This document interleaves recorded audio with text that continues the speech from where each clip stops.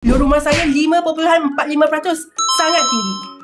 5.45%, biar betul anda masih bayar kadar setinggi ini untuk rumah anda. Kalau memang kadar faedah ialah 5.45%, sebenarnya dalam zon yang harus buat refinance rumah.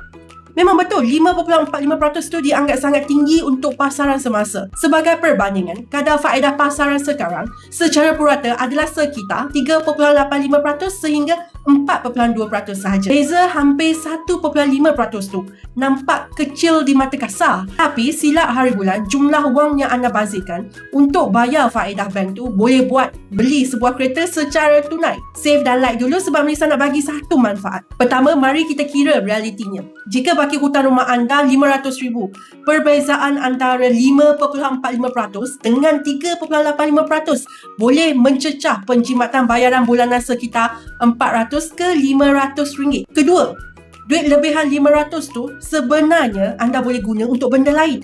Boleh buat simpanan anak, bayar bil utility atau cover belanja dapur sebulan. Kenapa nak sedekah pada bank kalau boleh simpan sendiri? Saya, Melissa, kepakaran saya ialah bantu susunkan profil dan padangkan anda dengan pembiayaan rumah yang sesuai. Oleh itu, jangan biarkan kadar faedah lama memakan gaji bersih anda. Anda boleh turunkan kepada interest pasaran semasa, penjimatan bulanan dan faedah jangka panjang memang sangat ketara. Solusinya, semak kelayakan anda untuk pembiayaan semula atau refinance rumah sekarang untuk dapatkan kadar faedah yang lebih rendah.